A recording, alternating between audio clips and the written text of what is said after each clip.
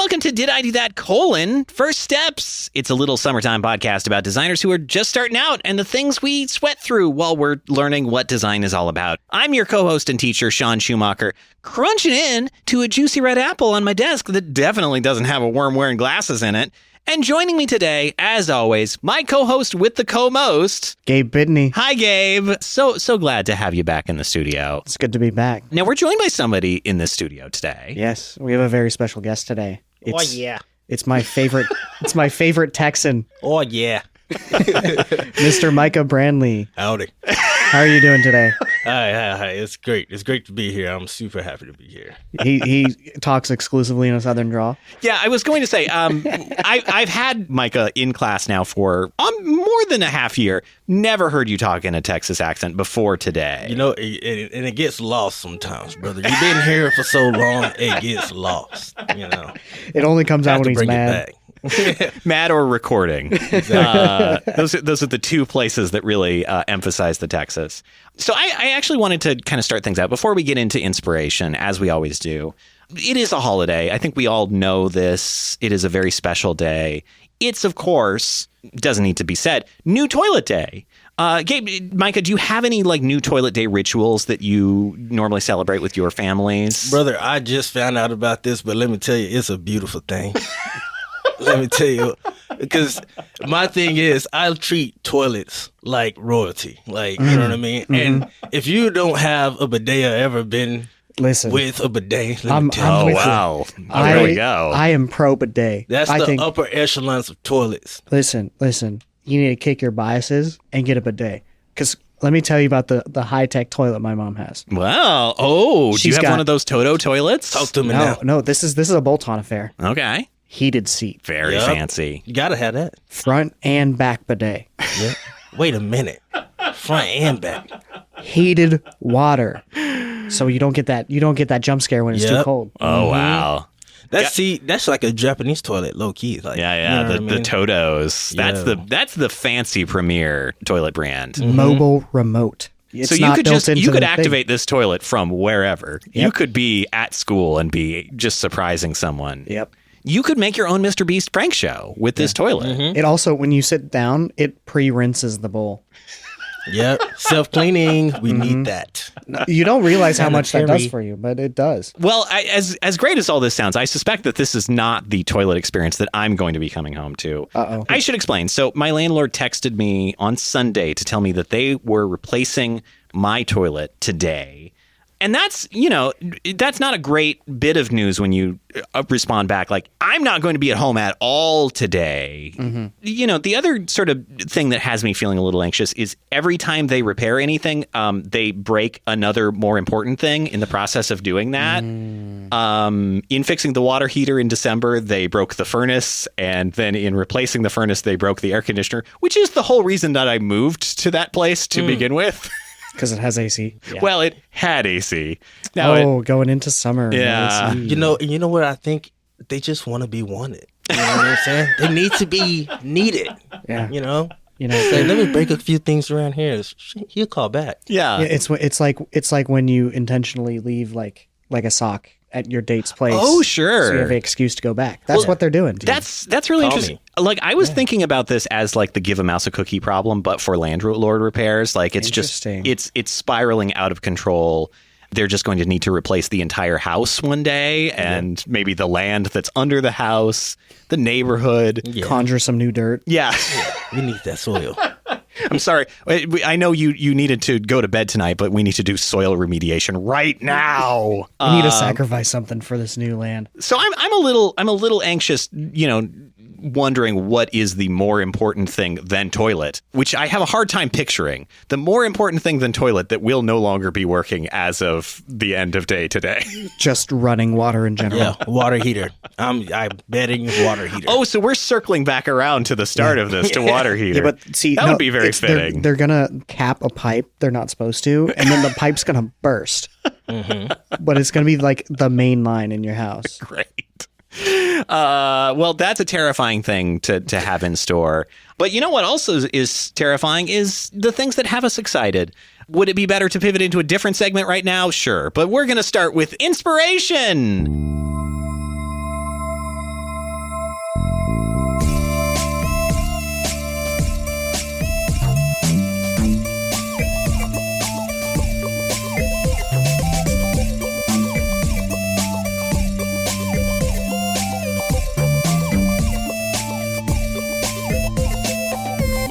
Inspiration is, of course, a mood board of what our designers are into and what's got them excited.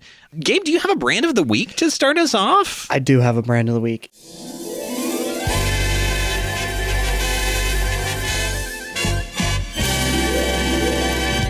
And this is in a common vein that I seem to only enjoy absolutely trashing ginormous corporations. I'm sure the listeners will have not caught on to that by now. My brand of the week that I can't stand their branding of is a little company called British Petroleum. Oh, yeah, sure. Yeah. Otherwise known as I believe BP Oil Company for commoners. Well, they've got that lovely flower, so I can't imagine that they do anything evil. Exactly. Yeah. Right. Here's a reference of their picture for you. But I also have a reference of what they do, which is explode a lot. You are showing the two of us a picture of the British Petroleum flower, which I want to say is like a mid 2000s invention. Yeah. But it appears to be on a smokestack, which is really. Yeah. Greenwashing smokestacks is maybe a bridge too far. But also directly under that picture is a picture of one of their plants What? on fire. Great. Because it exploded in the middle. Yeah. Well, there was... So what inspired this is I watched South Park a few months ago for the first time in a while. And it was this episode where BP kept having like oil spills. And they kept just putting out these commercials that were like, sorry. That was the whole commercial. And I thought it was so funny because it's like not even that far-fetched anymore. That's pretty accurate. Because I think that episode came out in like 2010 or something. Like it was a long time ago. And now I'm like, no, they would totally do that now. Oh, yeah. But the thing that annoys me about this is one, why is BP lowercase? That's so weird. It's very of the time. I mean, 2005, you were a child then. I was 3 years old. But wow, did we... When I was alive at that time, and I was a hip youth, I was listening to American Football's album, and all the letters on that were also lowercase. And man, was that such a wonderful trend. Yeah. It does feel like it is stuck at a particular moment when brands were attempting to become friendlier but didn't really know how to do that. Yeah. Also, this pairing of explosion and this logo really reminds me of just how much a flower is like an explosion. So in a way, they're kind of depicting themselves more accurately than we realized. It's just the colors are wrong. See, and then I went on their website. Oh, God. Their website makes it look like they plant trees every day. And I'm like, Oh, for real? yeah. And okay, the thing, I can get past them having like an objectively kind of terrible logo where it's just like, here's green, yellow, and green again, you know? And it's like kind of a flower. What does that have to do with petroleum oil? I don't know. Well, But thousands upon millions of years ago, flowers were the thing that got crushed down and turned into oil. So we're all driving flowers when you think about it. I'm driving a T-Rex. I don't know about you. Right? It's straight falsified, brother. Let me tell you. Okay. But okay, the thing that really annoys me is I love animated movies. And I think they do such a good job of being like satire. Mm-hmm. And in Cloudy with a Chance of Meatballs 2, the second movie that came out, there's a company called Live Corp. Oh. And Live Corp is all about like humanitarian efforts, blah, blah, blah. They're going to go into the food infested like thing Yeah. and like help out. Their real name is Evil Corp. And it's just Live backwards. Mm-hmm. Yeah, and I think I'm like, this is what this is. I'm like it's actually PD and P Diddy owns it, and that's why it's That's like crazy. Yeah. That's crazy work. it is an oil company, guys. Oh Lord, it got worse somehow. Yeah. I mean, So- one thing I have been noticing more and more on Instagram is people replying to the Instagram ads with "Nice try, Diddy," which is such a fascinating, like, I assume that's because they're trying to, like, that word is blocked in some way and they're trying to get the ad blocked. But it's fascinating that that's almost always the highlighted comment on the ad on Instagram.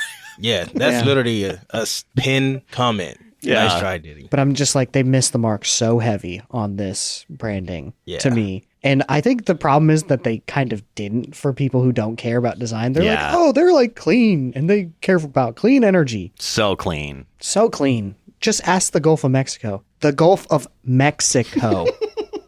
Anyway. Yeah. Anyway, I digress. Mycah, do you have a brand of the week? Actually, I do, brother. And I want to talk about this one because I actually like this brand. Hell yeah. I love this brand, but it's time. It's time to upgrade, and that's Columbia Sportswear. Oh, sure. Okay. Famous Portland brand, Columbia Yeah. Sportswear. They have good quality material. Love all the things they're doing, except for their branding. Like Interesting. Like even the like the new hospital yeah. brand, the little logo that they have. Yeah, it's gotta go, brother. Okay. And I feel like, you know what, who they should be competing against, which I'm sure it's their competitor, but in terms of their branding, it's North Face. Oh, sure. The North Face. Yeah. Yeah. The Yeah. North Face, their branding, like you see the North Face, people are like, oh yeah, that person spent money there. Yeah. You know what I'm saying? But when you look at Columbia and be like, okay, like it's very functional. Yeah. But It is such an interesting case where I do feel like the North Face kind of has that kind of Swiss modernist aesthetic to it. Yeah. And they're almost like leaning into the throwbackiness. And Columbia has this like 80s vibe that they could be playing with that logo. Yeah. Because that is a very 80s logo. Yeah. But they are not touching that at Yeah, all. they're not And it's such leaning an into interesting, like that is such a fun aesthetic to play in. exactly. And then especially in today's fashion culture and stuff like that, the way that people are tapping into like old or refurbished type of clothing. Yeah. They could really lean into that. Like, give me some of that old like Taco Bell looking. Oh, yeah. You remember that? The the pastels. colors? Yeah. Yeah. Bring the pastels The back. This is the time for patterns that. and You know stuff. what I mean? Yeah. You know, you can just full circle that for Columbia if you're gonna lean into it. If not, you need to get on board with what everybody else is doing. Some, you know, not to be like everyone else, but to be yourself,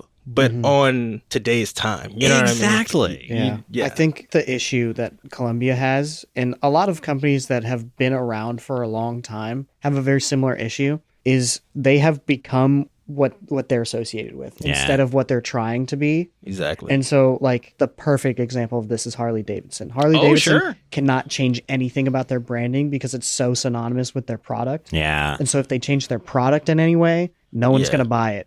And if they change their branding in any way, no one's going to buy it. So they have to like force themselves to be outdated. This is a much more mild example of that, but Yeah. like I totally see what you're going with because But they have to exactly. be like But the thing approachable. about Harley Davidson is that it's a classic, and Yeah. Columbia, like as much as they are a timeless brand, yeah. like it's the look that's throwing it off. Yeah, I totally get it too because like they have to appeal to people who don't want things that appear to be too fancy or whatever, because then it's like, well, if this is too nice, I don't want to use it, you know? Yeah. Yeah. And they're like, well, then I'd rather just get something cheap that's like disposable instead of like, because Columbia is not exactly cheap. by any No, means. it's not. But it's quality product and it will last. Exactly. And so I think it's like they have to straddle a really difficult line of like, is this approachable? But also like, does this look upscale enough Yeah. to Yeah. justify the price? And it's Can a tech CEO wear a pullover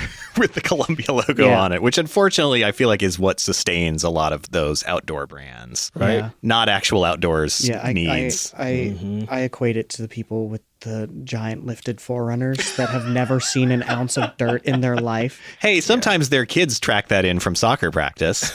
Their kids don't play soccer. That's fair. They play lacrosse. And that's no hate to lacrosse. I played lacrosse for a long time, but that's a whole nother story. Anyway, Sean, what is your brand of the week? Oh, my brand of the week. Thank you, Gabe. I have brought in an incredible brand that I'm sure we've all heard of and we all know. LexisNexis. That's a name that's on all of our minds, right? LexisNexis. yes. Lexus is. Lexus, Well, yeah. interestingly, they were sued at one point by Lexus. And I think they settled well enough that at one point they had a Lexus giveaway on LexisNexis.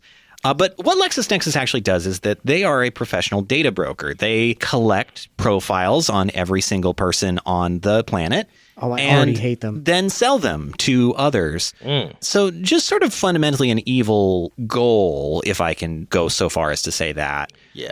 Their branding's not helping. Yeah, them they not need to No, be they're- sued again. Branding is downright sinister, I would dare I'm say. looking at this, and they need to be sued again. Bro. Yeah. This might be Skynet. It does feel like it was made as a brand in a movie to be the evil corporation. Yeah. Like they went to somebody who designs brands explicitly for movies and were like, can you give me just a little, just a hint more evil? Like the circle, can it be just like slightly more evil? Like have some evil flares Can it coming look out like of I it. feel like serrated? it's like a Lex Luthor corporation. It's like Yes. Lex is Nexus.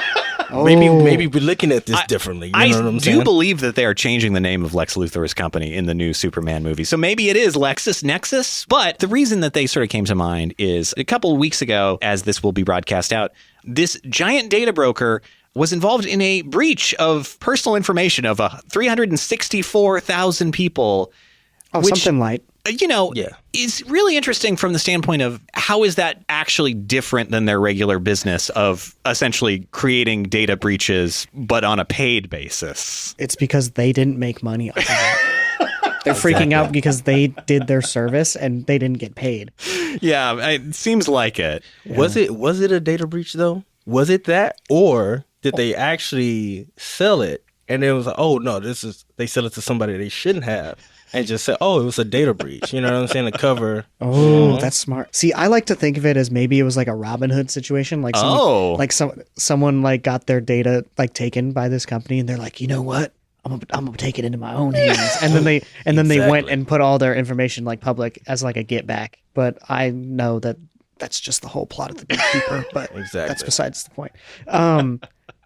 Yeah, you're imagining some real Ocean's 11 action happening here. Well, I love that like so many companies are like, we're not evil. We just do a slightly evil thing. And then our branding is going to suggest that we may or may not be a tech giant that is trying to sell all of your information. Oh my God. Or getting us to do stuff without us knowing. Yeah. Like the whole Pokemon Go thing. Oh, yeah. That was crazy. Yeah. You didn't pay none of us for that. For people who don't know, do you want to explain the kind of weird thing that we recently learned about Pokemon Go? Yeah, the Pokemon Go, we all was using the app. You remember when, it was a big the thing. hottest That was craze. the closest thing to world Even peace I've people ever who didn't like hot take, I'm not a big Pokemon person. I like Digimon better. But that's just me. So But that's Pokemon go to the different. polls, you might even say. You know what I mean? But Yeah. like Pokemon, like even if I wasn't this big Pokemon fan, I was out playing Pokemon Go, trying to catch Pokemon and stuff like that. Little do we know that we were just outsourcing like information with our little cameras and stuff like that, showing, we're thinking we're picking up Pokemon. Nope. We're actually doing the Lord's work for which company?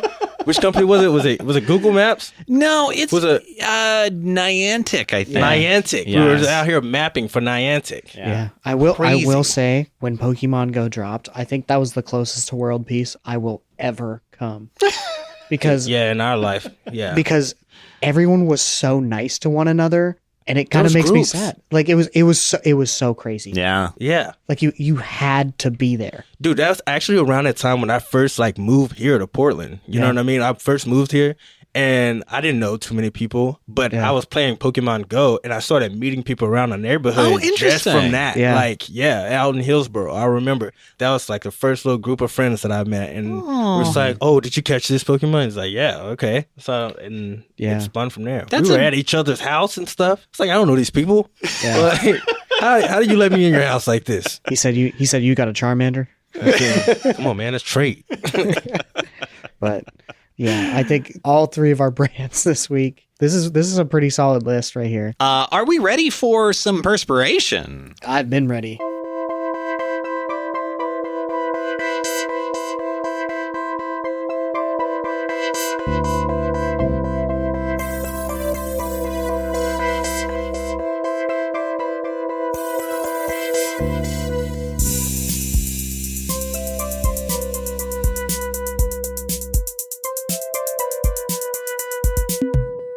Now it's time for Perspiration. This is the segment where we find out a little bit more about our students, and I think we're gonna start things off with Gabe's Gauntlet.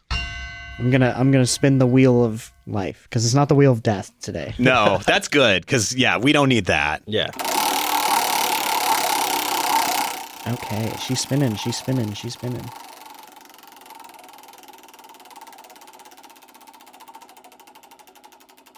Oh. I'm gonna guess what number it is. What number do you think it landed on this time? 8. It did land on 8. No way. Wow. Yeah, it landed on 8. Good. That's my number. Oh, okay. So maybe this is a good question for you then. This is a good question. Micah, I'm not going to lie. I had you in mind when I wrote this. Interesting. I'm going to ask it to you first, Micah. All right. What is your favorite color Power Ranger? Ooh. It's a hard See, question. this is tough, bro, because I was like hard Power Ranger kid growing up. You know See, what I mean? these questions are fun for me because I give such little context that you can kind of take it and run with it. 'Cause Yeah. you could be like, is this Mighty Morphin? Is this the But honestly, dinosaur I feel one? like Is this the OG? throughout all of the Power Rangers, I can tell you who I didn't like. Who's that? The Red and White Ranger. And let me tell you what, I Interesting. know the leaders, the two leaders that was always competing for each other. I'm like, bro, Yeah. chill out. Yeah. It was That's a weird kind of an dynamic. unnecessary energy. And they were overdoing it. I was like, come on, bro. Look at the rest of the team. They're also doing it. One of our team members had wings, bro. You ain't Yeah, got come wings. on now. You ain't a dinosaur. You got a little T-Rex arm. You ain't like what that. you doing, man? You ain't like that. But I would say my favorite would be the Green Ranger. And Oh, that was just sure. because, like, the OG one? yeah. With the OG little Green- flute? Yeah. I was like, look at this dude. He's making music. He's about to, like, you know what I mean? He's the Yeah. morale. Like, this Yeah. dude's like here about the. Yeah. Oh, snap. You don't know what is about to come out next, you know? Yeah. I really liked the Green Ranger. He was like chill. He was like laid back in the cut. When it was time to show up, he was always showing up. You know what I mean? Yeah. He was just a solid dude. I was gonna say either green or the Yellow Ranger. Yeah. The OG Yellow. That was She was cool. Yeah, that was also the second for me. I'm like, I really like the Yellow Ranger. Yeah. bro. I had a little crush. I'm not gonna lie. Yeah, Oh. and yeah. I feel like I am more a Pink Ranger person. Interesting. Okay. I think it almost feels like a little bit of a left field choice, just color wise, for the rest of that palette. Yeah. It does stick out more. Yeah, it's it's like you wouldn't expect it to sort of be CMYK, especially when you're like dealing with the green was a later edition. It's not. It wasn't in the original palette. So I don't know. I think the Pink Ranger is a very interesting kind of color choice and a very boldly feminine look for I think a show that was kind of masking its presentation. Yeah, for sure. So I think the thing I like about the OG Power Rangers is there isn't much difference in terms of like the suit between everyone. So like you can kind of visualize anyone in that suit. yeah, well, which was because these were just reused shots from a 10-year-old Japanese show that they could license very cheaply. Yeah. But Yeah. I think that unintentional consequence of that is like the same thing Stan Lee was going for with Spider-Man. Is they were saying like anyone could be Spider-Man Oh, under sure. the mask. So obviously we all know who's under the mask, but Yeah. like it's better for all audiences. It's more inclusive that way. Yeah. Any of you could talk to a stammering robot and a big foggy head in a jar. Exactly. Yeah, we all do. Exactly. It's called Amazon Alexa. Right? Pretty much. Yeah. Pretty much. That's just Jeff Bezos's big foggy head in a jar. Exactly. Are we ready for some design confessions? You just read my mind. This is my confessions.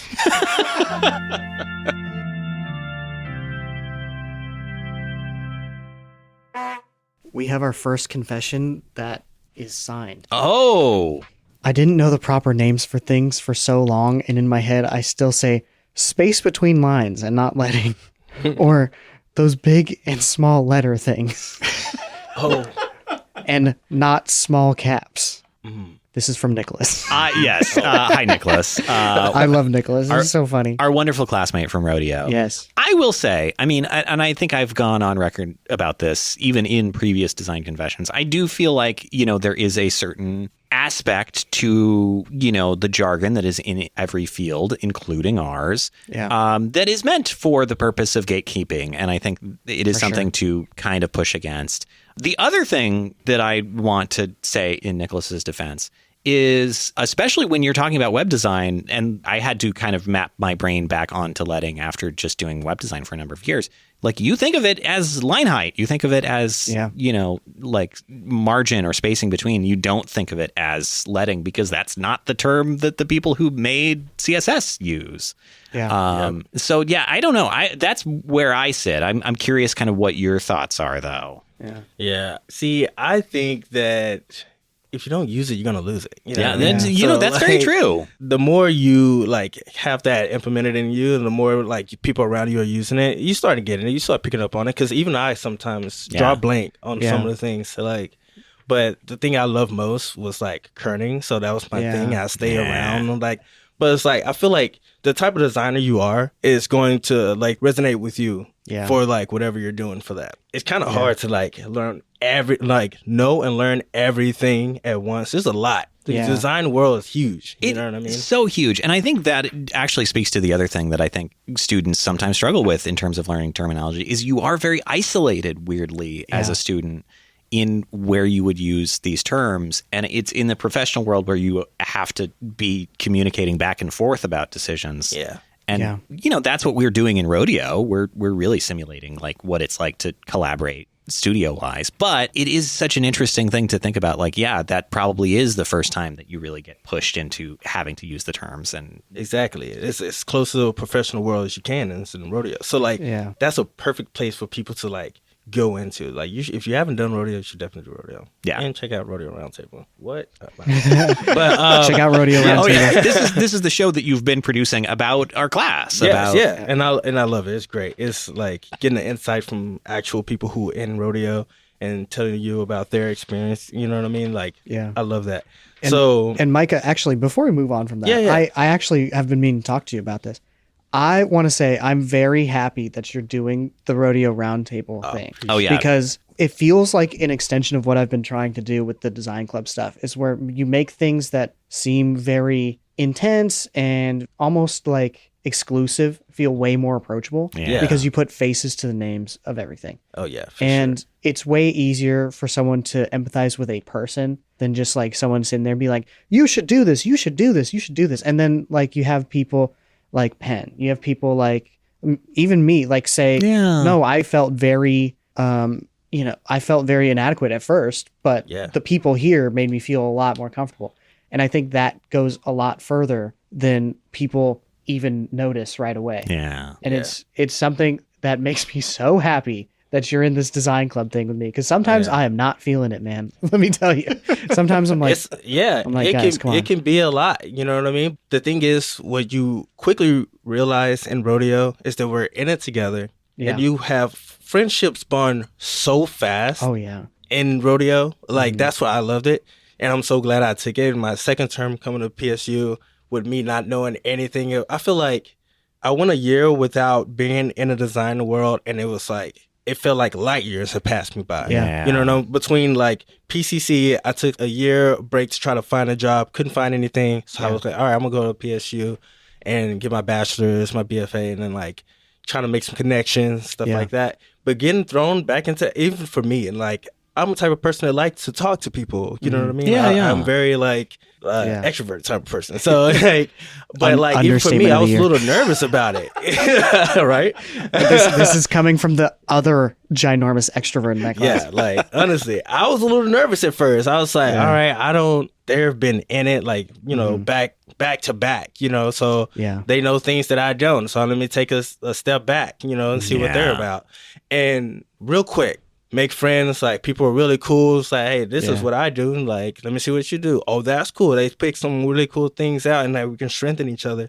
And like bonds form quickly. And like you realize, like, even at your weakest point, you have somebody right next to you. Be like, hey, that looks cool. You know, and some people need to hear that. It's the best way I can describe it for people who aren't in that sort of like studio setting or even in like that school setting. Is it feels the way that they want the gym to feel like. Yeah. Like they want the gym to be like uplifting for everyone and like people can lean on each other. But in reality, it ends up kind of turning into this weird competition thing. And you don't get that in rodeo. Like at least I haven't experienced that. Like, well, we work hard to try to make that not be the case. And it's a little healthy though. It's like a little of a healthy competition to the point where it's like, you see all the talent, and let me tell you, there's so much talent in rodeo. And just PSU GD as a whole, there's so much talent. You guys are talented. You know what I mean? So like, when you see that, there is a little fire in you that's like, I'm going to grind a little harder. Like, it's that healthy, like, I'm going to improve because I want to be part of this instead of like, I'm not good enough for this, I can't be here. It's like, no, I'm good enough to be here, but I want to be better. Yeah, exactly. To make the overall thing. And at the time of recording this, we just got announced as one of the top design schools in the country. I believe so. Yep. Yeah. Yeah. What, brother? Yep. Is that GD USA that did that? GD USA. Yeah. Come on now. Yeah. Also, thank you to the 2 students who've shouted out this podcast in GDA USA in their student profiles. Please continue doing that, other students. But Anyway. with all of that very sweet things being said, I have another design confession. Oh, yeah, please. Yes, let's go. So you know how we were just talking about how competent people are? This one gets to me because, one, I have so many questions. Uh-huh. I typeset in Illustrator. I'm not ashamed.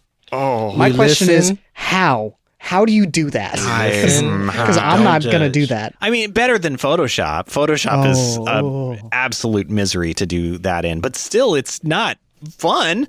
It's not enjoyable. I feel like typesetting without paragraph styles is like doing surgery without a scalpel. Gabe, that's music to my ears. Can I Yeah. just cut that out and play that to my page layout classes so that they will No, hopefully paragraph use styles Because- is the truth. because- I was okay. using that so much. Ugh. Because up until you discover paragraph styles, Yeah. let me tell you, if you try to do all of that manually, Uh-huh. you're going to spend hours. Uh-huh. But the second you implement paragraph styles, you level up so fast. You mean you can't treat a book like a poster? I don't even treat posters like posters anymore. Pretty much, nah. I treat posters like books now, and I make a lot of really. You do? I make a lot of really dumb posters, but I make a lot of posters. Well, but I think you have, and Rodeo is probably part of this, you have learned the magic of if you build a system, then that's less thinking that you have to do new every single time. Yeah, especially when you're doing a lot of stuff. Uh-huh. Yeah. You know what? I have a question for you guys. Please. Yeah. Which one is your favorite suite for Adobe? This is Because this is such a good thing. that just brought up a thing for me. It's like paragraph style single-handedly is the reason why I like InDesign. Yeah. But InDesign is not my favorite. Interesting. InDesign has its issues for me. Oh, in my does head. it? Yeah.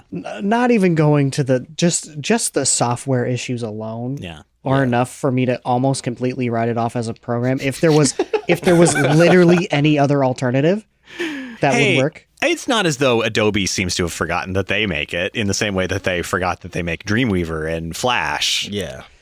Rest my in peace, God. Flash. Yeah. But my favorite Adobe product is Lightroom. Yeah. It is Yeah, so that's it is fair. so you seamless. go. Yeah. The thing about Lightroom is it works in the same way my brain does. Yeah. And it might not be everyone's favorite, but because it's a very simple 3-step process, like you import, develop, export. Yes. It's very like Photoshop, you can do a million things in it Yeah. and it's so versatile, but like Lightroom is so specific with what it does. Yeah. And it Yeah. like It's cooled you can down a lot. it's a powerful tool too. Well, and I think mine is not dissimilar. I think Lightroom is a little weird just in terms of the pattern of like the Yeah. library and stuff like that. But the tool that I really love that they make is Camera Raw. And that is, I think that anytime I can defer out of Photoshop and switch into Camera Raw and adjust exposure with, I think, much greater effect than you can do with any of the other actual tooling in Photoshop. Like, I Yeah. think that's what I want out of, like, it more maps onto my mental model for how all that stuff works, which is ancient and from the, like, Yeah. film photography days. But, you know, it works. It really works well, and I use it a ton. Micah, Yeah. what about you? Yeah. Y'all know that song, I'm a Fire Star Time by by the Prodigy. Y'all know that song. Where are Every you time I going with think this? about this program. You're not going to is say that. Firefly, are you? No, dude. Ooh, I was Adobe Illustrator. That's my favorite, bro. Illustrator is fantastic. I love illustration. I'm a big. Yeah. I like to draw by hand. First of all, that's Yeah. me. I'm a classic guy. Yeah. I really like to do everything by hand. Yeah. But like Adobe Illustrator is so fun to play with. I get lost. I can create stuff in there all day. Yeah. yeah. It's so easy to use for me personally. Like, Once you get used to it, it's so powerful. yeah, once you get used to it, because definitely like a little bit of a learning curve when you first get into it. Like Yeah. you're like, what the heck? It's so much to do. But like tutorials help, and TikTok is a helpful tool for those like 1 or 2 minute like videos, Yeah, stuff yeah. like that. If you forget anything, YouTube, best friend. Truly. You know? But like, Yeah. yeah, Illustrator, once you know Illustrator, I feel like you get a good base of all the other things because of like, well, I feel like that's in any of the ones that's your favorite. They kind of tie in well with each other. Yeah. Yeah, that's that is an interesting thought. It is kind of weirdly the median interface. Their interfaces are all so different in strange ways, but that is the most middle out of all of them. Yeah, until you get into the video stuff, and then that's a whole other Premiere. I use nightmare. Premiere a lot, and that's I've been using After Effects a lot, and let me tell you, After Effects, it has a place. It might not be on my computer. It might be in the garbage. No, because Garbage one adjacent? of my friends, Jordan Divers, is a wizard on After Effects, and I have no idea how she doesn't lose her mind. Oh, sure. Because there's a few very small changes that I would make to that program that would make it so much more approachable. Yeah. Why can't you group layers? Well, just for simplicity. This is all getting into what I think should have been the move, which is when they bought Flash to just make After Effects look and work like Flash. Yeah. And because that interface is so good at being really intuitive and giving you a lot of tools to just like make animation quickly and easily. Yeah. But instead they killed it. But Steve Jobs also had a hand in that, assassination. So Yeah. The whole thing about Photoshop too, though, was when we first were taught how to make quick GIFs and stuff in there. Yeah. Now it's more difficult. Why did you go backwards? Yeah. I think it's because they want people to use more of the Creative Suite, so they buy more of the Creative Suite. I'll tell you, Adobe's been pulling a trick on everyone for my entire 20 years using it. Of, they slowly break a feature and then they take the feature out. And then 2 years later, they come out with a new version that includes the feature. And wow, you got to buy that. It's so exciting. And now the feature replacements are all AI things, even though the things that were removed were not AI and worked fine. So yeah, just think of those features that are disappearing as they'll be back and worse.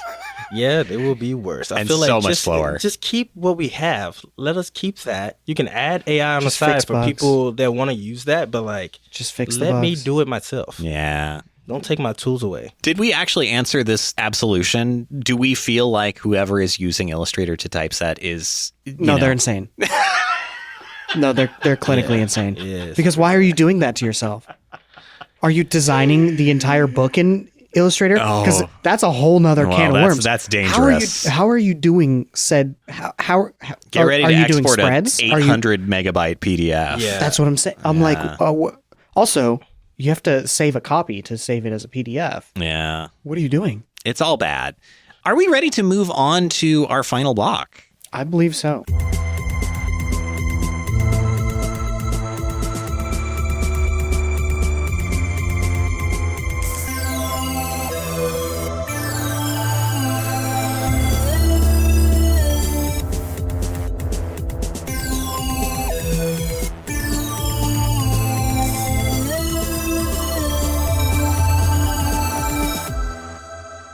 Now it's time for monetization. This is the segment where we talk about making money, not from podcast ads because there's no money in those anymore, but in working as designers and where our design students want to go. Mycah, like you are kind of at the midpoint of the program. You're a sophomore right now. Yeah. So as much as like I said, I'm an illustrator. I like to draw things for my hands.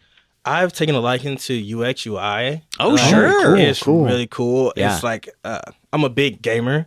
So to me, the way that I see the UX UI and like all the coding languages, it seems like a puzzle to me. Yeah. So it's like it's plug and play. And I've been really good with picking up on just actual languages like that in life. Oh, cool. So it was just like another way for me to view it. I'm like, oh man, this is like another, what I'm saying, CSS or C++ or anything like that. I'm like, okay, cool. Interesting. Like, I just need to plug and play. That's how my brain recognizes it. So I just kind of like feed into that, and it's not work for me. It's just more like a game that I have to complete. I like that approach. I am That approach addicted is to so games. smart. Yeah, because I get so frustrated with coding in general, which is why I tend to stay away from it.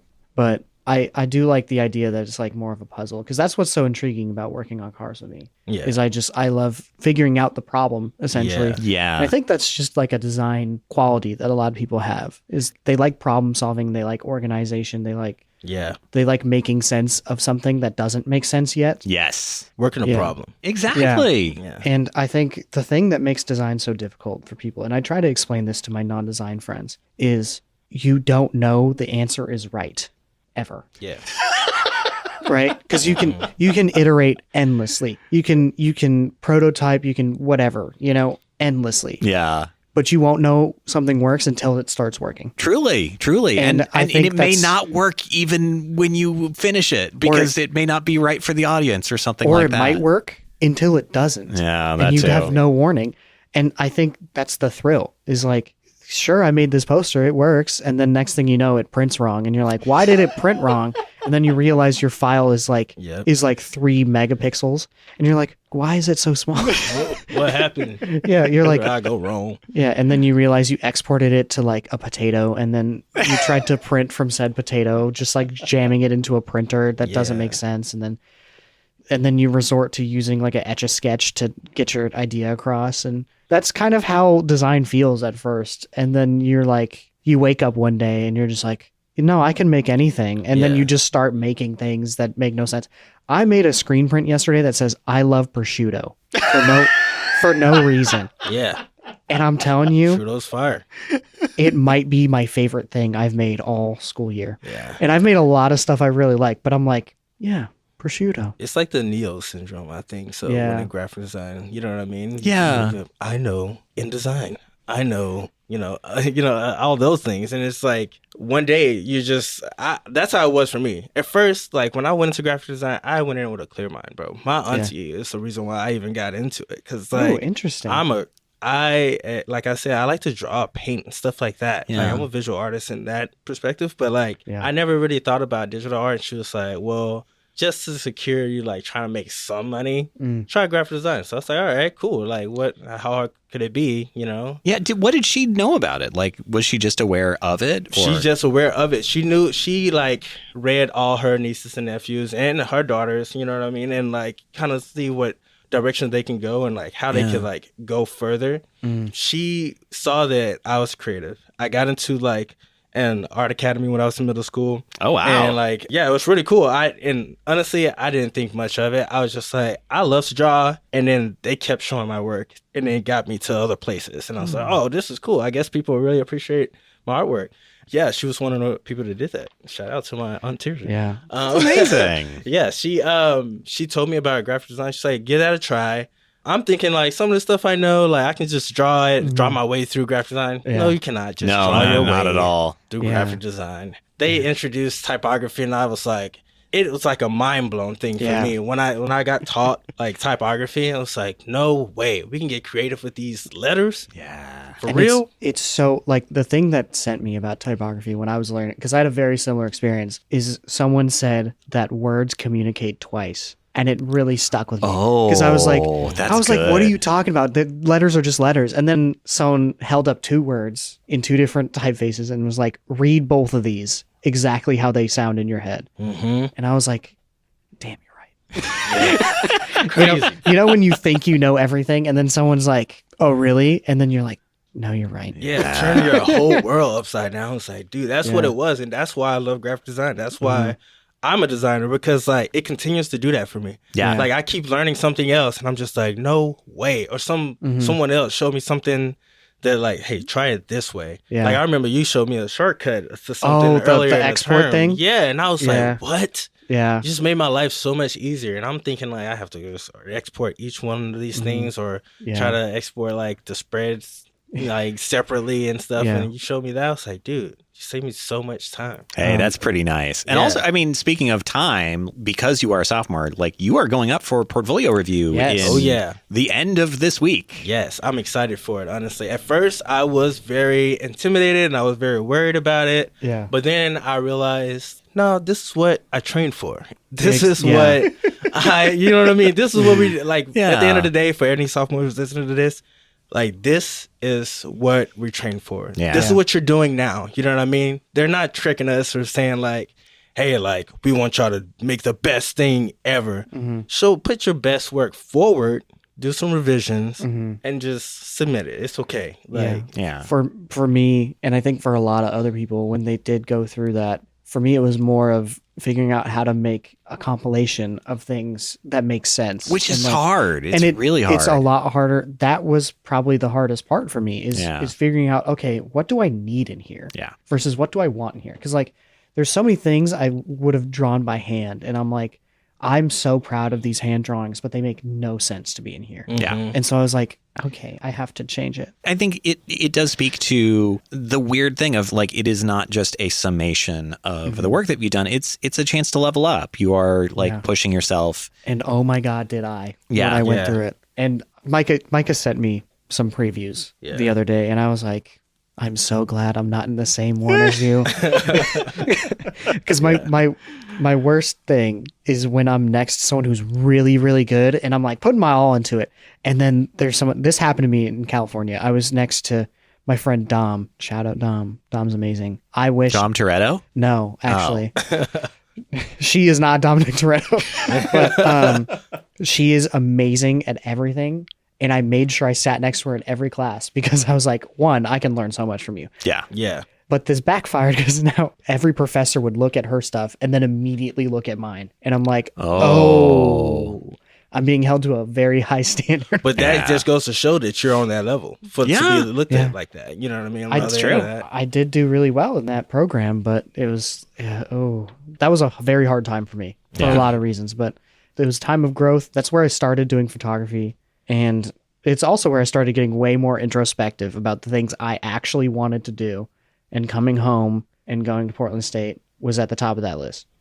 And, I've met so many people like Mycah, like all of our other guests, who have really allowed me to grow into the person I am now and the person I continue to be moving forward. Yeah. And it's something that makes me really happy that I'm in something where I can express that gratitude in so many different ways being a designer. That's really beautiful, Shouts Gabe. out. Shouts out. Yeah. Honestly. Shout out to all the homies everywhere. For real. Yeah. I think that we should wrap it up. I think we should wrap it up too. Mycah, where can we find more about you if people want to give you a follow? Oh, so for sure. Look at me on Instagram. It's mycah.pdf. And there's also my actual design page on there. And that is _imagine.nation. I really like imagination. It was like a play on that. Oh, yeah. Yeah, see? But like imagine a nation of designers. And Also, Mycah here we posts are. just hilarious memes all the time. Yeah, I do post funny memes. That's on my main page. I'll tell you that. If y'all looking for a laugh, definitely have me on my main page. I'm big on the laughs. Also, please check out Rodeo Roundtable. Oh, yeah. For sure. Like, I love getting to know. I hope I can continue to do that and the person after me can continue it. But it's a really fun time. You get to know people. It just keeps growing, getting better and better, Yeah. It is Check hard out to match episode your 1 charisma. with Gabe. The ending is a treat. Let me tell you. Oh my gosh, yes. It was perfect. wild. Where can people find that if they want to look that up? On Instagram, PSUGD Rodeo. Yeah, go check them out. Well, thank you so much for being here, Mycah. Thank you, Mycah. Thank you for having me. And thank you to everybody out there for listening. If you liked Did I Do That? First Steps, you can follow our design students from links in the show notes or from our website, dididothat.design. Our show art is by Joel Williams. Our music is by Nika Mork. Our co-host on this and every episode is the great Gabe Bidney. Did I Do That? First Steps is produced with students from DES 425 Rodeo, part of the Portland State University Graphic Design Program. To learn more about PSUGD, visit psu.gd. This has been Did I Do That? First Steps. And as we always say, one small step for a student. And one large step for man. Almost said it. Almost said it all That's what we always say. We always say that. We always say it. Okay, bye. Bye. Woo. Later.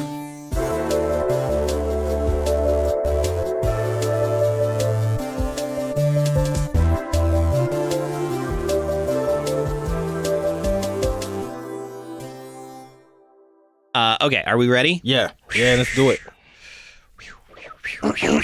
Get the Wiggles out. Get out of here, Wiggles. Get out of here, Wiggles. No more Especially Wiggles. the purple one. Have we The done Wiggles. Get the Wiggles out every single time we've done one of these? Yeah, because we say it every time. And the Wiggles just stay on our mind. Why is that the thing that we do to Some warm up? Wiggles, man. Well, we could talk about Teletubbies, which we have before. We as have. well. We've done this exact run. We've talked about the baby as the sun. Yeah. And I love Teletubbies too. And then I saw like a dark turn from it. Somebody told me something. I was like, what? Teletubbies Dark Fate. Jesus. Dark fantasy Teletubbies. That's what I'm saying. What happened? The sun sets for the Teletubbies. Okay, let's do it. Okay. What we got?